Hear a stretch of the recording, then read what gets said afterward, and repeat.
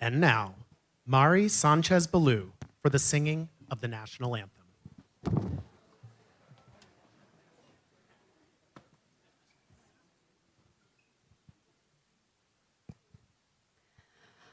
Oh, say, can you see by the dawn's early light what so proudly we hailed at the twilight's last gleaming, whose broad stripes and bright stars through the perilous fight o'er the ramparts we watched were so gallantly streaming,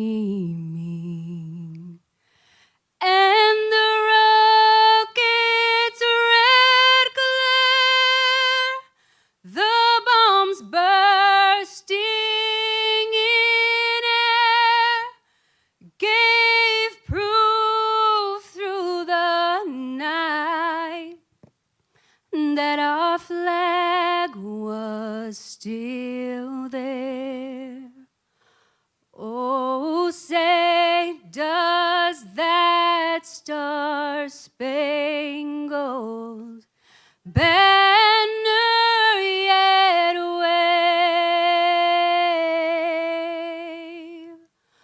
o'er the land of the free and the home of the brave?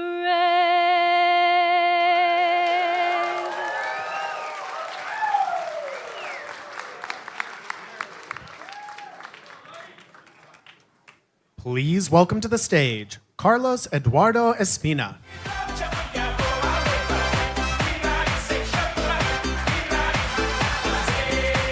Hello, everyone. How y'all doing tonight? I'm gonna be honest, I don't know where to look. I've never spoken on a stage like this, so I have to kind of look around the whole time, but I'm just so happy to be here. I'm also very grateful because I see there's a lot of veterans in the room, so I want to thank y'all for your service before I get started tonight. It really means a lot to me to be in the presence of everyone here, you know, because over the past year and a half, like many of you, at times, seeing everything that's going on in the news, in my community, all around me, you know, I feel down, I feel sad, I feel depressed, I've cried at times, I've wondered, you know, what's going on in our country, where's this gonna end up? You know, I'm 27 years old, and I wonder what's it gonna be like when I'm 30, when I'm 40, I get worried, I get scared. But then I come to places like this, you know, in Texas, where I grew up, where I've made my whole life, and I see people, you know, who are optimistic, who are hopeful, who are ready for a change, and I feel like, hey, you know, maybe everything's not so bad, because in a weird way, everything that's happened over the last year and a half has made us stronger, because yes, we've suffered together, but we've also learned that together we can create a change. So I seeing from what y'all are wearing, you know, some of y'all have the No Kings merch. I know some of y'all have gone protest, you've gone march, you've raised your voices, you've gone and voted in the primaries, and now you're coming to these events, you continue to be engaged, and you're passing this information along, and it really shows that, you know, when we unite, we can make a change, because I believe that this year here in Texas, we are gonna see something that I've never seen in my lifetime, which is to see a Democrat win statewide. And I'm not the only person who thinks that, because I believe that if that wasn't the case, we wouldn't have a senator from the state of Arizona coming to speak with us. Because I asked him backstage, I'm like, what are you doing in Texas? You're so far away. But people are starting to realize that something is happening in Texas. Things are changing, and it's not just people within the state who are noticing, it's people from outside of the state. You know, it's been impressive to see some of the support that Gina Hinojosa and James Tallarico and others have gotten from all over the country. And so I think that the work we're doing has to continue, because people are starting to call me from all over the place. Hey, is this really gonna happen in Texas? Is this really about to, you know, go down how I think it's gonna go down? And I tell them, well, hey, look, I don't know if we're gonna win or we're gonna lose, but I can tell you we're gonna fight like we've never fought before. So, yeah, so, that's all I had. I really had nothing prepared because I thought, there was going to be a teleprompter and everything, and then they told me it's like a circle.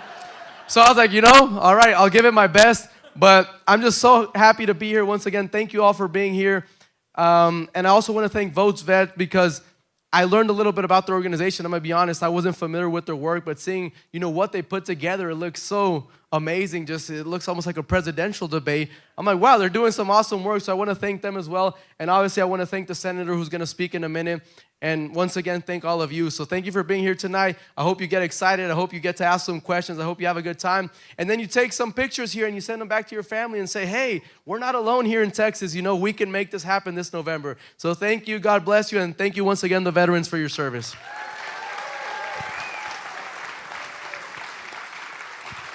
And now, please give a warm welcome to Triste Ordex.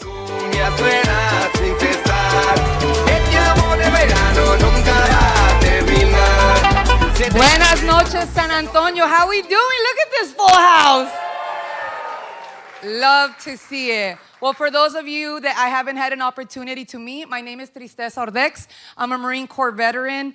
I'm a daughter of immigrants, Tejana, and I am the national organizer for partnerships and engagement at VoteVets, the first and largest Democratic veterans organization representing over 700,000 members across 50 states and territories like Puerto Rico, porque hasta en Puerto Rico servimos.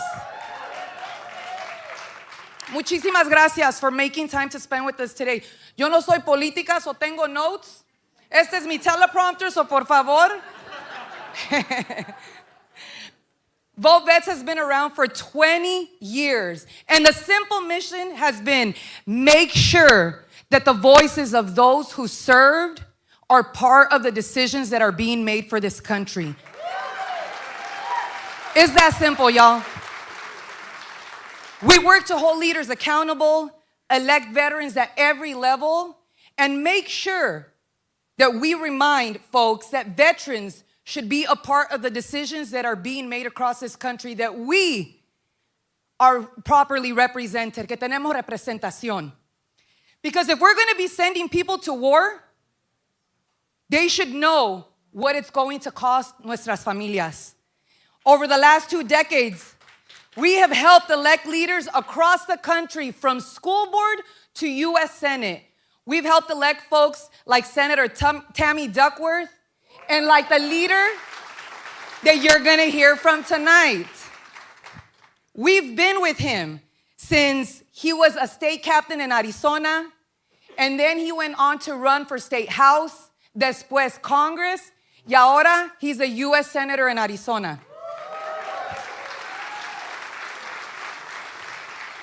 Y el senador isn't just somebody that we support. He's been a long-time VoteVets friend, and we're excited to have him here with us tonight. He's someone that we've supported for a long time who represents exactly why VoteVets exist. So tonight, I want y'all to help me welcome my hermano, Marine brother, Senator Ruben Gallego.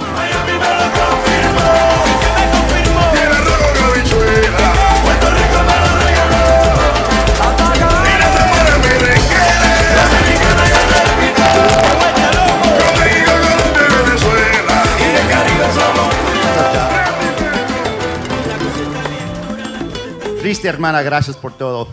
Carlos también. Thank you, brother. Thank you. Texans. Tejanos. Y veteranos. There is something happening in Texas. The reason I'm here is because not too long ago, people used to talk about Arizona like they used to talk about Texas. A state that wasn't going to change. People didn't want to believe in it. But I'm telling you, it's coming. And it's coming because of some great talent, some great candidates, and a great organization like VoteVets. So thank you, VoteVets, for everything you're doing.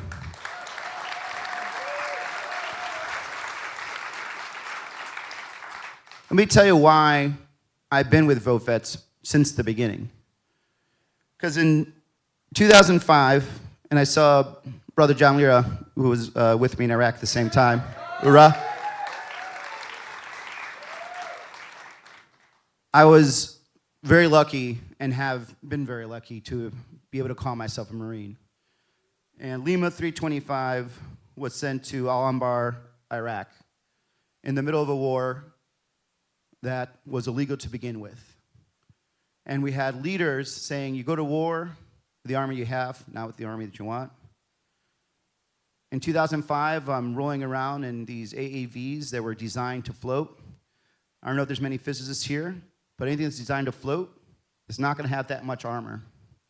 And so they packed us in for 7 months.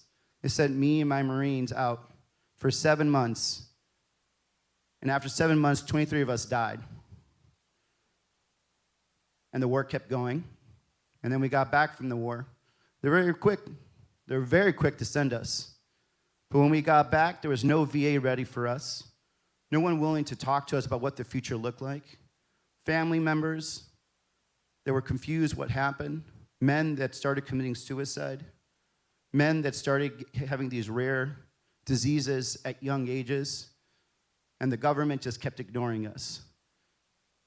And VoteVets reached out to me, said, do you want to get involved? And I said, yep, let's go back.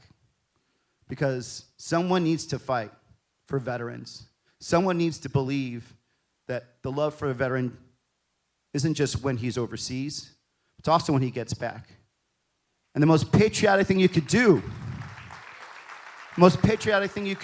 for veterans is to not send us to stupid wars. So I love Arizona, and I love Texas. But my God, I love America, and the best thing we could do to protect America is to not send our men and women to more stupid wars. It is patriotic to keep our country out of that. It feels to me like I am living through deja vu every day. The fact that we are sending men and women to a war without any point, where we don't know what our exit strategy is. You never asked for our permission. You're coming out for excuses every day. And still, there is nobody telling the American public what is this all for. But you feel it, certainly. You feel it at the gas station. You're going to soon feel it when food's expensive. I hope you don't have to feel it when you have to bury a friend or you have to tell family that their loved one didn't make it, because that's not what we want to do in this country. So thank you, Tejanos. Thank you, Veteranos. Thank you, every Texan that actually cares about the men and women in this country and understands patriotism doesn't mean we have to send our men and women to war. I appreciate everything you're doing here. I want to also talk about what is happening at our VA and our veterans. This has been the administration that has been the worst to veterans in the history of this country. Every day, they're trying to come up with another new way to screw veterans. And if it wasn't for people like y'all, every day getting out there and pushing back, they would have passed a lot of these crazy ideas. Whether it was initially to fire more than 30,000 VA employees. After all of us who use the VA, understand the VA, we've been telling them we need more people to help us. They wanted to keep firing them. If it wasn't for y'all, they would have kept going. They just recently wanted to throw us all into some crazy AI world where they're going to go and review all of our disability claims, and good luck trying to fight that. Because you know what they need? Instead of raising taxes on the rich and their rich buddies, they're going to go and they want to take that money away from the veterans that have needed and earned it in order to give their rich friends more tax cuts. And if it wasn't for you, there'd be more and more veterans every day that are taking their own lives because they feel that the government, that their people, that their country have given up on them. But that fight continues. And I am proud to lead that fight to protect my friends, my family, and my fellow countrymen. So thank you so much again. With that, I've only been in the Senate for a year and a half. I will give you a warning. Don't give a senator a mic. They will just keep talking forever. But, let's just start taking questions. This is a town hall. Let's start it that way. Gracias. Hello. Hi, my name is Valentina. As a Gold Star sibling, I live with the cost of war every day. And now with the lives already lost in the conflict with Iran, that cost is no longer hypothetical. Senator, as a veteran of the Iraq War, what is your strategy to prevent this from becoming another prolonged war? And how will you ensure the lives already lost are not the start of an open-ended war? So, you don't have to, but who's your loved one? My brother was PFC Rey David Cuervo, Is that when was he in? December 28, 2003. Just Iraq? Yes, No. he Okay. was an immigrant. I'm from Mexico, ¿Qué parte? Tampico, Tamaulipas. No, mi familia es de Chihuahua. First of all, again, veteranos.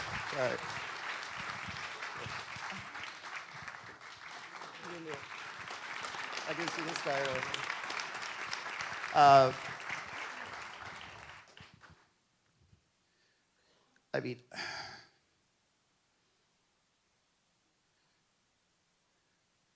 the fact that we have young Gold Star families should tell us something.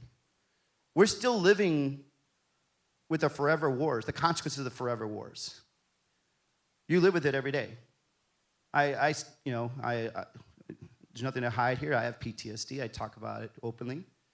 This May, my best friend, son is graduating college. He only got to see him make it to 2 months, and then he shipped off and died in Iraq. He never got to see his son go to college, graduate high school, graduate elementary school. And, his son missed a dad. And I think for too long, this country just made it so easy to send these men to war. And we thought we'd have learned. We should have learned after the Vietnam War. We did it. We should have learned after what happened in Iraq and Afghanistan. We did it. And again, President Bone Spurs thinks he's freaking U.S. Grant and is trying to send our men and women to another war and hoping and praying that things go well. Just yesterday, this idiot says, I'm going to give Iran 48 hours. When they push back, it's 5 days. How is that safe? How can we have confidence that this man is looking out for the interests and for the safety of our men and women, so we don't have another brother dying, so we don't have another best friend dying, another father, another mother? We don't. And this is why you need to elect good people. You need to elect people that understand there is such a thing as sacrifice. It's not just a word. Sacrifice is something you end up carrying, whether you are an Iraq, Afghanistan veteran, whether you are a Vietnam veteran. We hold that forever and ever. And we have to remind them there is a cost to this. Yes, there's a cost right now. Gas is up, food prices are up. But then there's a cost that we have to bear. The amount of men that I have to stay on the phone with sometimes just to make sure they don't kill themselves. The amount of men and women that have to go to find, whatever they can, any type of cure just so they are willing to fight one more day. Or the men and women that are trying to figure out what is going on with their bodies because they have diseases that should only exist in 80-year-old men, but they're in their mid-30s and now have to go and find some rare cancer cures. That's the burden of war. We end up carrying the burden of war. And so it's incumbent upon young men and women here who are going to go fight this war, to go talk. It's responsibility of the parents to say, I don't want to send my daughter or my son to go fight an illegal war. And I certainly don't want to use my taxpayer dollars to fight something that I never agreed to and that you have no concept of how to get us out. That is our responsibility. So every day, we need to make sure that people of this country understand what the true burden of war is, because it doesn't end. What I saw and what I carry for the rest of my life, I will have to carry to the end. And I don't want any other human, any other American to have to go through that again. Thank you so much.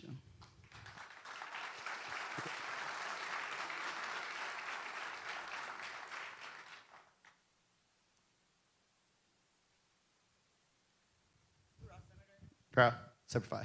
My question is, with the issues we have going on overseas right now and all the money that's being allocated to that, shouldn't we be using that money here at home with the things we have going on here?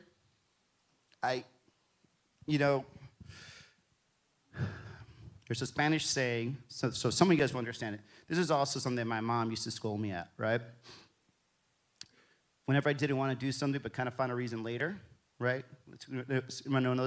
Oye, cuando te conviene, right? Cuando te conviene. So this government under Trump tells you we don't have enough money to have Medicaid for our working poor in this country, right? This government doesn't have enough money for these people with a high price of food, so we got to kick more people off food stamps. This government doesn't have enough money to make sure that we could extend Obamacare, right? No money, we're broke. But we'll find money for the super, super rich, right? But now we're at war. And what was the latest request? $200 billion. That would have paid for Medicaid. That would have paid for those food stamps. And that would have paid for the Obamacare extension. And that's just the first request. Cuando te conviene. And that's the thing right now. That's what they are making a value judgment, which is the craziest thing, because who do they think is going to go fight those wars? It's not the rich tax cut guy. It's not the kids it's not their kids that are going to go to war. It's the kid whose parents probably are on Medicaid, who do need Obamacare, who probably need food stamps once in a while. Those are the kids they're going to war, because por ellos es cuando les conviene a ellos. Even though we do the fighting, we do the cleanup, they get the tax cuts. So that's what's costing us right now. It is literally costing us blood and treasure. And it's costing the blood and treasure of working class people, Latinos, Latinas, people from all walks of life. The working class of America are going to war for the bone spurs elite of this country. And it's disgusting. It's disgusting that we're doing this again. I swear, it's like deja vu. It's happening again. And we need people like you to join veterans from all across this country to make sure that they know that we're not going to take it. Next.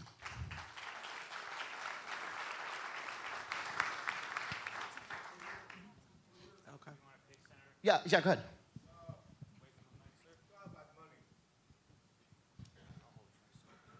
Talking about money, what happened to is there any way to figure out what happened to all those trillions and trillions of dollars that he said we had collected?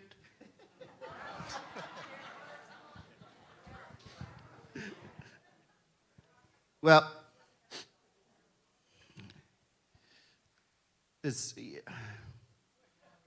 son las mentiras y son las gran mentiras, right? He's got lies and he's got the big, big lies.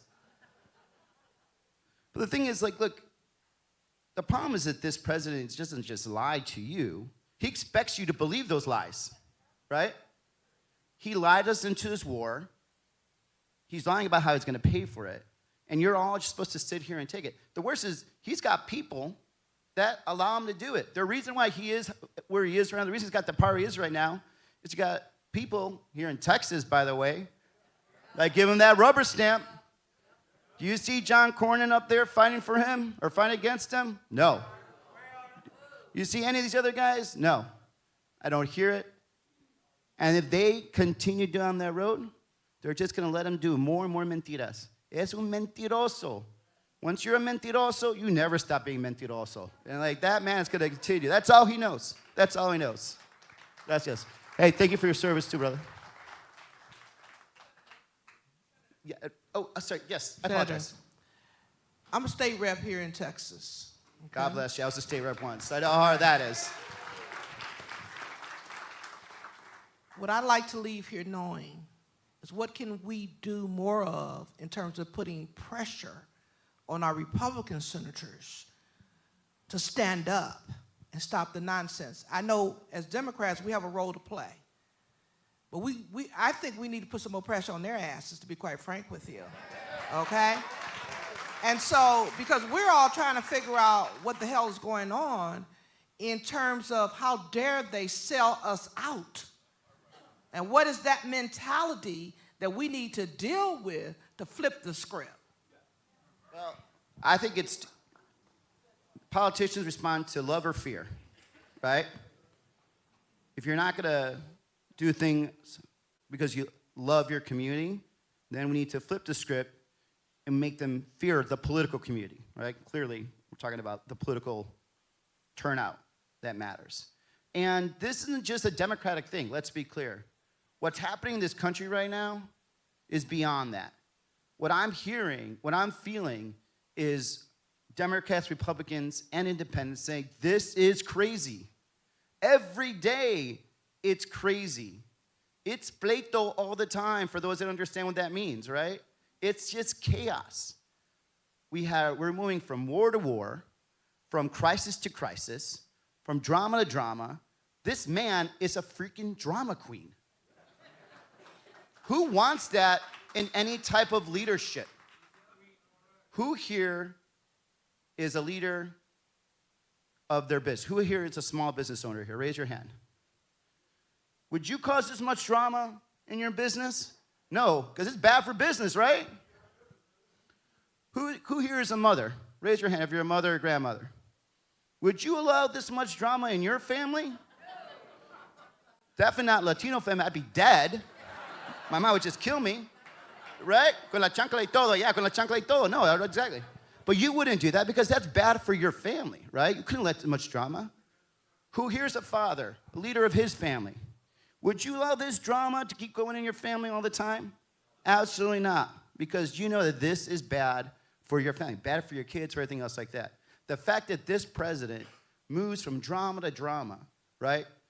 Half of it is to cover up the fact that he's on the Epstein list. The other half is just to distract from the fact that he is robbing you and then giving tax cuts to the rich, right? That's not what this country wants. This country doesn't want more drama. We want steady leadership. And this man does everything except for giving that. And that's what people are feeling right now. They have this sense, this tenseness, why do I feel this? Because most people don't want to think about politics every day.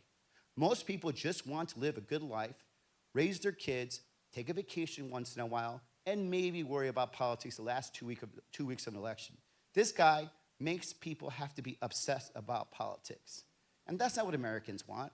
They literally do not want to be worried about it every day. But instead of him figuring out how can I make American lives better, calmer, all he wants to do is just bring more drama, more chaos, because every time he distracts us, every time we fight each other, he's just finding another way for him to make money for him and his buddies.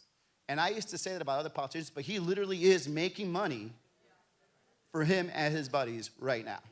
Other questions? Here. Oh, yeah, sorry, I'll flip back here. And then we'll go here. And if there's someone up there, I know there's a lot of people out there, and I can't see you, I will try to, okay, gotcha. Yes? First, I am a Republican, although I refuse to. Welcome.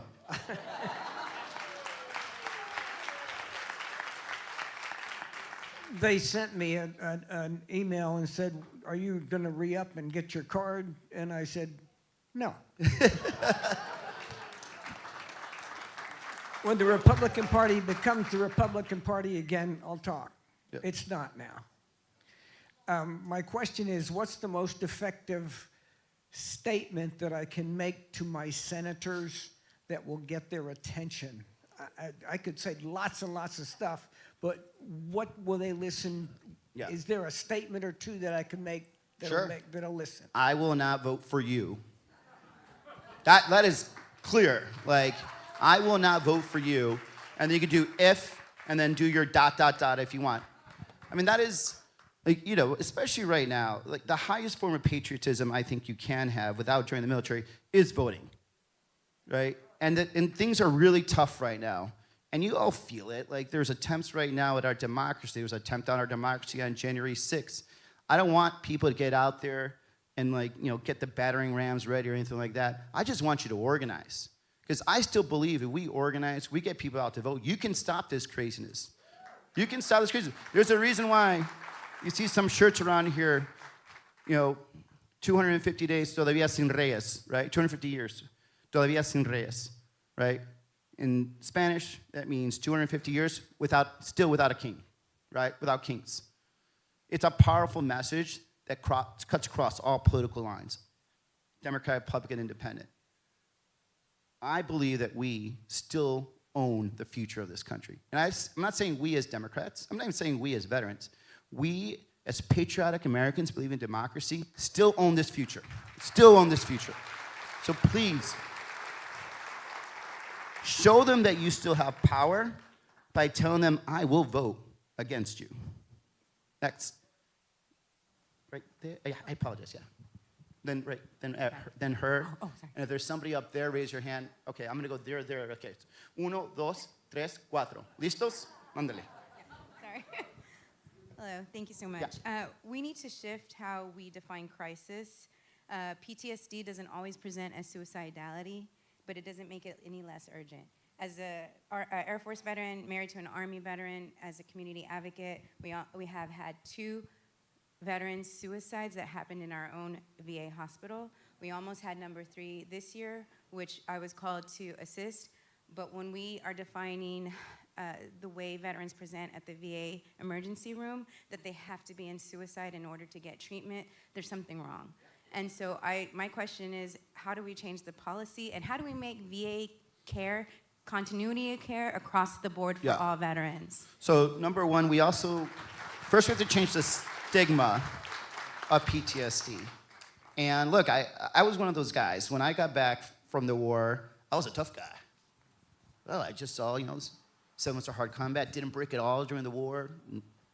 And then, it just started slowly, and then I had this hole here. It wasn't suicidal or anything like that, but I just wasn't me. I wasn't the same person. I definitely was not the same person that I was before I went to the war. And I just kept denying there was a problem. Even though friends that were to my left, to my right, they were all exhibiting PTSD. And I covered up my PTSD by dealing with everyone else's PTSD, making sure they got their VA treatment, make sure I got them to the air, and I just kept pushing it off. And society also told me I was fine, right? Because I had a job, I was in a healthy relationship, I wasn't, suicidal, I wasn't abusing drugs, alcohol, or anything else like that. And society had told me the person with PTSD was the person that was either very angry all the time or very scared and huddling somewhere all the time. And a person couldn't be a successful man or woman if they had PTSD. When in fact, we know a lot of men and women that carry this. And this stigma has gone so far. We have, people that are afraid to talk about it because they're afraid they're not going to be able to get a job with the police force or the government. I've heard pilots say, I don't want to talk about it. I don't want to deal with it because I'm afraid I'm not going to have a career. We need to stop the stigmatization of PTSD. If you are a survivor and if you carry PTSD, you're a strong person. You're a strong person. And in society, in this country, we love you. We love you, and you're going to be part of our world, and we're going to take care of you. Number 2, we need to treat the VA and those professionals there like they are professionals. And we stop having to try to use it as a way for you to prove some kind of political point. I think it was last year or the year before that, time flies, but about 40% of doctors that were offered positions at the VA didn't take it. Why would you take it if they're going to doge you for whatever Elon Musk's little boys are coming up with on their computer equations? Why would you give up a very profitable career to go work for a political organization, even though the VA was never that until this year? You have psychologists that when they're doing their therapy don't even have privacy anymore, right? They have people that do PTSD therapy in cubicles with sound behind them, people moving around, when for those of us that have done PTSD therapy, you need that assurance that you're going to be treated confidentially, that you're going to have ability to show vulnerability. But what's happening when the VA is so politicized that they don't have enough of the healthcare workers there, none of the psychologists, the clinicians, things of that nature. Secondarily, something I work on all the time is not everyone responds to PTSD therapy the same way. And if you're in the private world and you need therapy. You can go through different types, but we'll only do a certain type, right? There are a lot of veterans, they want to explore using different type of therapeutics, whether it's MDMA, whether it's using cannabis, using other types of therapies that we've never allowed the VA to do at all. And some of these therapies can be very groundbreaking. It won't work for everybody, but why are we denying these men and women access to proven therapies because of politics, right? I want our veterans to be able to go to the VA and get out of the VA and start a life and just live a normal life. Because maybe I was the weirdo, but when I got back to the war, all I wanted to do was be a normal dude. Literally, all I wanted to do was get a car, buy a house, be somewhat rich, just to be honest, take vacations. That's it. Like, that's all I wanted, right? And I think there are hundreds of thousands of veterans. They're not asking for great things. They just want to live a normal life. Let's help them figure that out. Let's help them figure out how they can manage their PTSD and live a great American life. And it's not that we're not going to pay attention to the 22 men and women that commit suicide every day, but there are just hundreds of thousands of veterans that just need a little help, whether it's to start a business, get a home, have a chance at the American dream, and we should make sure we put as much focus on them too. Thank you for all the work you do. I think I promised you. Hey, yeah. We lived overseas probably 15 years, and getting a ballot was always a problem. It's getting worse and worse and worse. Our son-in-law works for the State Department, and they haven't been able to vote in the last 3 elections. And Texas voting laws make it impossible for them to vote in anything except a federal election. And then they don't get ballots, and they do a write-in, but we know those aren't counted. What can we do about fixing the voting? And they pay taxes. Yes. They still pay federal taxes too. Yes, they do. Look, I think what's happening right now with this administration is only trying to make it worse and harder. So Arizona, we have vote by mail used by 80% of Arizonans, Democrats, Republicans, Independents. It's used, right? And we've used it for more than almost 30 years, I think, that we've been using it, right? What does it tell you when someone's afraid of people voting? Right? It means that, no, your policies suck. Because you can't change your policy fast enough, or if for some reason you can't, you deal with the politics and the fallout of someone within your group or your political side, so instead of trying to convince people that your side is correct or we're better for you, they try to change who can vote, right? Now, in my opinion, when you're that party, you're losing, right? I do think, especially when it comes to our employees that work for the federal government, whether you are in the State Department or whether you are in the military, if anything, we should make it the most easiest for them to vote. We know they're U.S. citizens because they're working for the federal government. We know they're sacrificing for our country because they're overseas, away from their communities, away from their families, and yet we're making it more difficult for them to vote. Can't we just all have a general agreement as a country that if you are sent overseas for this country, you should have the ultimate right and the easiest way to vote? I think that's pretty simple. So, there's a lot of laws that we need to pass, but that's like the simplest, answer, and it is the dumbest reason why we're stopping these people. It's because they just don't like those people voting. That's it. And thank you for your family service, too. Great, appreciate it. Número 3.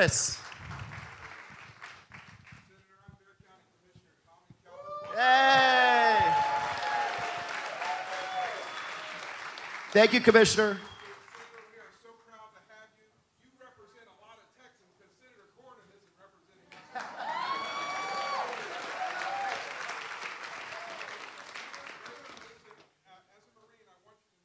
Except for 5, brother. Well, I'm not a Marine. I'm thinking. Fine, I'll throw it out there anyway.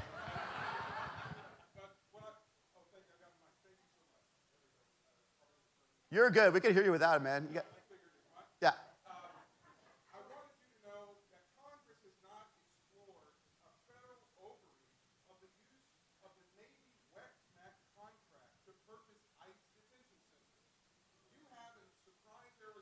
Yep. $70 million ICE detention center with another $100+ million in retrofitting that's supposed to happen.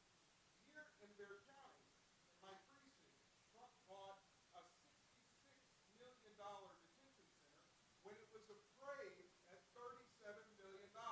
Yeah. Your federal law that's on the books, your procurement law, says that the Department of Defense cannot pay more than 25% over appraisal. Yeah. The one in San Antonio is 56% over appraisal. There are both civil legal penalties as well as criminal penalties for violating these laws. And Congress, I want to empower you. I've sent a PowerPoint to your staff about these laws to ask these tough questions because Congress did not intend for the Navy Worldwide Multi-Expeditionary Assistance Contract to be used for long-term domestic purposes like ICE detention. Dude, I give this man an office. Thank you for that. The question is, why is it happening? Two reasons, which are all bad reasons. Number one, incompetence. The fact that this president and his administrators allow that level of incompetence, wasting your taxpayer dollar, should be reason enough for these people not to win elections anymore. Number two, the good old mordida. You guys know what the mordida is, right? Once we open up the books, how many people are we going to find out we're close to this president? How many people are going to find out we're friends of his, we're members of Mar-a-Lago? I'm not even saying that that's much of a stretch, because we've actually seen that happen. That we've seen it. So this is a thing, right? This is the fact that we have to question this with this administration. The fact that this is so common, it is disgusting. It's an insult to you, the taxpayer, you, the American citizen. You deserve better than this. You deserve a government that you could be proud of. A government that isn't trying to grift every day just so they could line their pockets. The fact that we have to even be going through the basics of procurement is crazy. Thank you, Commissioner, for sending that. Thank you, appreciate it. Número 4, ¿dónde estás? I think, okay, did we miss him? Okay, 4 ya. Yes. Oh, all right, I'll go 5. Deuces, you're 5. 4 aquí. We'll go here. 4, 5. Only que quiere 6. Oh, you're right. All right, we'll give you one up there. All right. All right, because I'm for diversity, we're going to go for the Air Force guy. Good.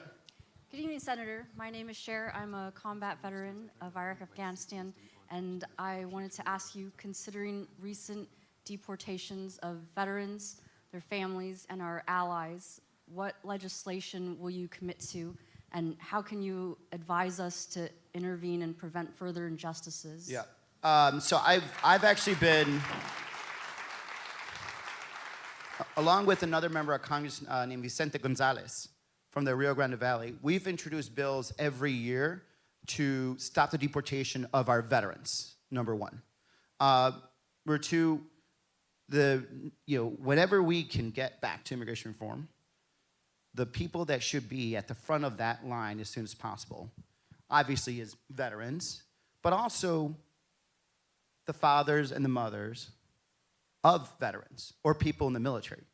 Because I don't know if you guys watch the Telemundo Univision as much as I do, but you're consistently hearing about these men and women being deported while their kids are overseas. Or there was another gentleman earlier this year from California who had 3 sons in the Marines, and he got deported. Luckily, we got him back. Look, our immigration system is messed up, and it's been for a while. But we can all agree that there are some people that should have quick ability to become U.S. citizens. If you served your country, and if your family served your country. Now, I don't want to make this a thing where the quickest way, the only way you can serve the military, we should have comprehensive immigration reform. You can have comprehensive immigration reform, and you can have a secure border. It doesn't have to be either or, right? And so getting people, helping the people, make it illegal for people to legalize themselves. You know, I traveled the state of Arizona. You may have heard it gets a little tense around immigration issues there. In the same ballot, people voted for Donald Trump and then voted for me. And we talked about the border, and we talked about immigration reform. I didn't run away from the issue. I said it every day. We can have both. We're a great country. We've done great things. As a great country, we could figure out how to legalize, how to make it a humane manner to deal with the people that have been in this country. Yes, they came in illegally, but they're part of our communities now. They're the mothers or the fathers. You know, they start businesses. They want to be part of this American experiment. Let's help them do that. We can do this. So I think, you know, to summarize what I'm saying, you take care of the veterans first, take care of the families, but overall, a whole solution when it comes to immigration reform has to happen. It's been too long. The American public wants it. We don't need chaos on our borders. We also need chaos in our streets. And I think we can all get that. Yeah, I think we could all get there. And did I say Air Force guy? Right there. Yeah, run more. Oh, okay, then you two. Yeah. Senator Gallego, my name is Leonard Vellinger. I'm a Vietnam veteran, U.S. Army, USRV. Welcome back. We were, you know, I'd been back 20 years before anyone said that to me. That's the way it was back then. We got spit on and yelled at. But, you briefly addressed voter suppression, but that is a really big deal. I'm terrified that they're going to steal this election. I'd like to know what kind of means, what are you going to do to stop them from stealing the election? Okay, got it. And then hand it to the Air Force guy here. Look, I'm going to answer your question first, and then we go to the guy who probably lived better than I did in the Air Force. Sorry, I'm still bitter. They have a better chow hall than us. You guys know that, right? Dining facility. To answer your question, if given an opportunity, this president will try to steal the election. Is he going to? It's up to us. Am I crazy to think that? No, I was on the floor on January 6th, and I held the floor as long as I could. I heard them outside. I heard them pounding against their doors. I smelled the tear gas. I helped my fellow members of Congress, Democrats and Republicans, put on their tear masks, guide them out, because both Democrats and Republicans were scared. To some degree, some of the Republicans were more scared because I think they know their people better than we know their people. But if you don't see this pattern and say this can happen, that's half the problem. It can't. Look, they're trying to make it harder for people to vote. They're trying to, you know, purge people from the ballots. They literally just sent the FBI to take the ballots from Atlanta. They have HSI agents, Department of Homeland Security investigations, that are responsible for going after bank fraud, child exploitation, sex crimes. And now they're investigating elections in Arizona, the 2020 election, right? So again, why are they doing this? Well, they're trying to set up for something. How do we stop it? We need to make them understand that the American public, that you, voters, Republicans, Democrats, Independents, will not stand for something like that. And I think you'll have a lot of support, especially in terms of hitting the streets, protesting, and finding any other way to show your disapproval, and it does work. This president, when he sees that there is, you know, strong pushback, does back down. This guy does give out tacos. He should have dressed up as a Taco Bell guy instead of the McDonald's guy during the election, because he's a taco man. And you guys are the ones that could really force that on top of him. Yes. Hello, sir. My name is Nick Grego. I'm here today totally on your, you know, vets need to have a say-so in the government. I'm also here representing Texas Indigenous Council. We're an organization here in San Antonio that vouches for indigenous and Latino and Mexican rights. What I want to say is I'm a veteran that suffers from PTSD. That young lady just said we've had a lot of issues here lately. And the issue I see that I've encountered was community care. You know, they shut down our community care after, you know, the Trump regime, and I was getting care on the outside, and now I can't even get it. I have to wait 3 months and months to wait, and they're like, you can't get your community care. I just think that, or asking, you know, there's a lot of vets that we're going to lose because of that. And it's all about, oh, save money, let's do it, you don't need it. It's just awful. Well, thank you. And no joke, you know, serving with, you know, Native veterans is probably a life-changing experience for me, besides them actually saving my life. But like my you know, brothers from the Navajo Nation have just taught me so much about this country. And, you know, again, this goes back to, where are the priorities of this country? Why are we closing down clinics while giving tax cuts to the very, very rich? What are you saying when you say that? You're saying you value the very rich more so than the veteran.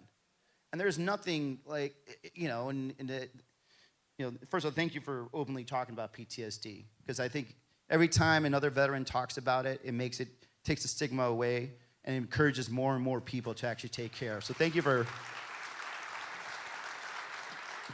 having the courage to do that. But I think we just have to remind ourselves when that happens. For the president who hugs the flag and talks about, you know, loving veterans, this guy has screwed the veteran community the most out of any president in the history of this country. And then he tells us, you got to take the cuts. The rich, they get the tax cuts, right? That says a lot. And we have to remind that voter. We have a lot of veteran brothers and sisters that vote different ways. We need to respect how they vote and why they vote. But let's remind them when it comes to election time, where this priority, the priority of this administration's, what it is. It's tax cuts for the rich. It's not the veteran, right? It's just not. They show it to us every time. They're trying to cut us. They're trying to cut benefits, try to cut this or that program, try to fire the VA employees. They're telling us who they are. And it sucks that that's the truth, but let's use the opportunity at the polling booth to make sure that we realign their priority by getting them out of there. But yeah, yes. Hey, Senator, thank you for being here. I'm Richard Gonzalez. I'm an Air Force Vietnam veteran. Welcome back, brother.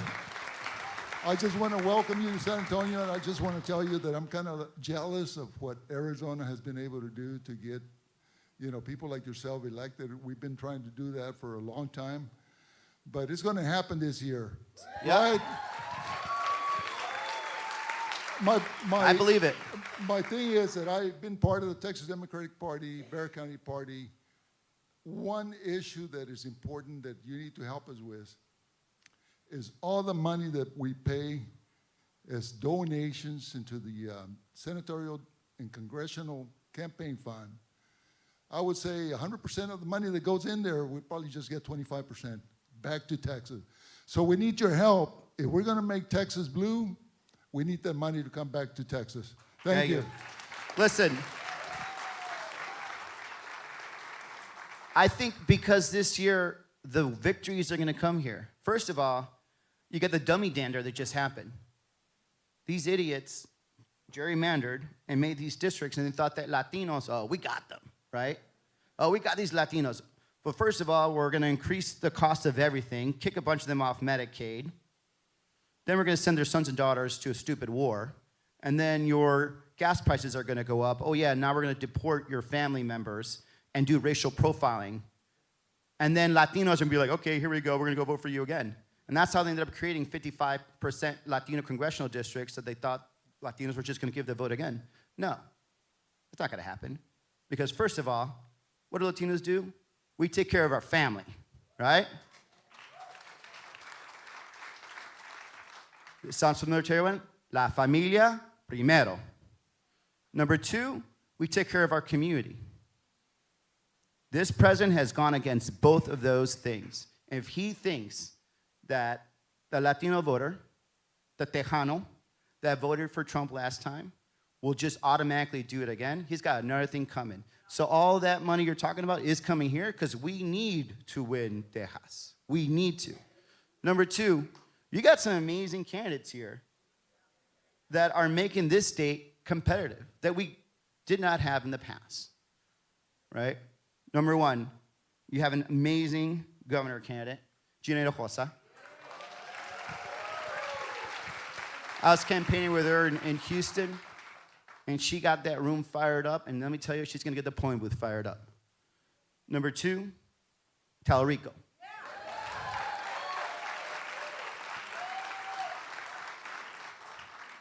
That guy's like a boxer. And whether it's welterweight, cruiserweight, he's gonna take on whoever it is, whether it's Cornyn, whether it's Paxton, I remember that. He's gonna take him on. Yeah, he's gonna hit all the belts. So you have the people that now can attract that money, and they're gonna make this fight happen. My God, you have a Tejano singer, Grammy Award winner Bobby Pulido. Listen, when Bobby called me 2 years ago, and he wanted to talk to me, I'm like, first, A, can I have your autograph? But B, when he said I want to run for office, I'm like, don't do that. You have a great life. What are you doing? You know, growing up, it was Selena and Bobby what I was listening to, right? And the fact that we can attract such a great candidate to run in a hard district, by the way, and automatically make that competitive, that's where we need to make our investments in. And I'll give you one anecdote how big Bobby is. So I have all these political events all the time, right? You know, my mom, not political, right? She raised 4 kids on her own. Una madre muy fuerte, Latina, colombiana. That's hard. All right. Never really been impressed by me or my political friends, people I've elected. I had an event with Bobby Pulido. Guess who she finally wants a picture with? Bobby Pulido. When you get Mama Gallego excited about politics, you got something going on. Next, staff, I can't see you. Muchísimas gracias, Senador. Tenemos tiempo for one more question. Okay, all right, they say, all right. Question. ¿Quién quieres? ¿A quién? I don't know. Am I just signing this or quién? All right, hold on, we'll do this. Hold on. Whose birthday is the closest to November 10th? November 6th? November 4th? All right, what about? What I got? Who else has got? November 4th? Okay, here we go. You're the 20th? Mine's the 20th too. Hey! Okay, your question. Hey, you know why? Why that birthday matters, November 10th? Marine Corps birthday, that's right. Best fighting force ever. Hi, thanks. Hey, I love Big Red 1, don't get me wrong. You guys are like light Marines. Thank you for being here, first off. And speaking of democracy, we all took an oath to defend the Constitution. All of it. And so I want to know if there's anything on a senatorial level that can be done to ensure the freedom of the press in regards to access to the Pentagon and to military operations, so we just don't get one side of things. Yeah. Well, I mean, first of all, we have to protect what's already there. So one of the things I was very proud to do in the first Trump administration, I can't believe I have to say that, is I protected the cuts to Stars and Stripes. Right? Stars and Stripes, for especially some of us that lived off base in the field, sometimes that was the only news we got, right? Because we didn't have access to TV. I'm so old school, we didn't have phones. Certainly you didn't take a phone out in the field with you because you get shot. It's a good reason not to do it. But Stars and Stripes was a very, middle of the road, no politics, journal. And now this administration, because they can't cut it, because we protected it in the defense budget, is just basically trying to appropriate and make them an arm of their propaganda. So we got to work on that. We also have to work on what's happening in terms of our media. There's going to be one family that's based, 2 or 3 families are basically going to be in charge of all of our media and how we get our news and who it comes from. And they're not just going to be in charge of like the TV stations, the cable stations. They're going to be in charge of our social media. You got Elon Musk, who just spreads BS all he wants over Twitter or whatever they call it now, X's, lo que sea. You have the Ellison family that bought both CBS and it's also buying all the other social media channels. And we've seen them willing to use their power to change messaging. We need to break up the big media oligarchies. It's going to kill our democracy. Listen, thank you so much for your time. Thank you for your belief in America. That's the most important thing I want you to understand. Point of privilege. Señora. No tienes 89 años.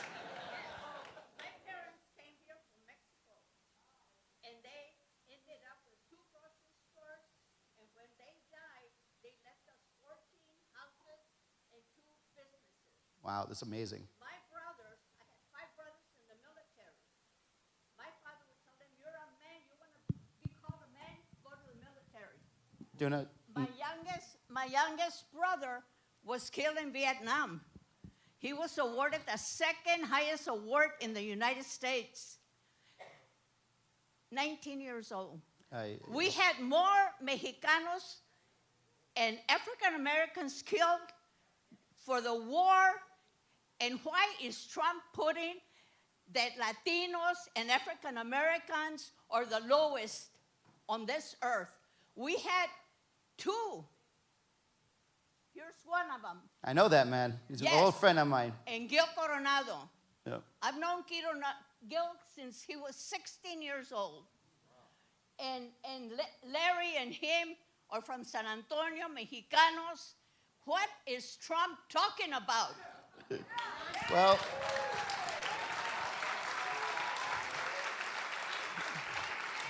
I know. Señora, él no puede entender lo que no entiende. He can't understand what he can't understand because he doesn't understand the idea of self-sacrifice. Because he's never done anything to sacrifice himself for anybody. He doesn't have anybody in his family that's ever served in the military. As a matter of fact, when given the choice, corrió, right? Larry didn't run away when the Vietnam War came. Your family didn't run away. You know, me and Lita over there, we were what? How old were you when we went to Iraq together? ¿Cuántos años teníamos? 23. I think I was 24. I knew there was a dumb, illegal war, but I didn't run away because I had service. I owed service to my country, and I can't choose my wars. This man can choose his wars, and he doesn't care about poor white boys going to war, black men, black women, Latinos, right? He doesn't think about us. He doesn't think about us because he doesn't think about anything besides himself. He just wants to use us. He'll use us to people rally around the flag. He'll use us to separate us, by the way, drive wedges between all of us. So all he could do is come up with different reasons for him to make himself richer, his friend richer, and like all the other wars that we have fought, like all the other wars, who ends up paying it? The poor white boys and girls, the Latinos, the African American community, people that just want to serve their country, and all they ask for is leadership to look out for them, to respect them, and to treat them as much as they love this country.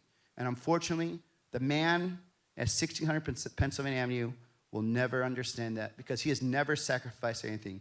God bless you and your family. Que Dios le bendiga a todos. Buenas noches, Texas.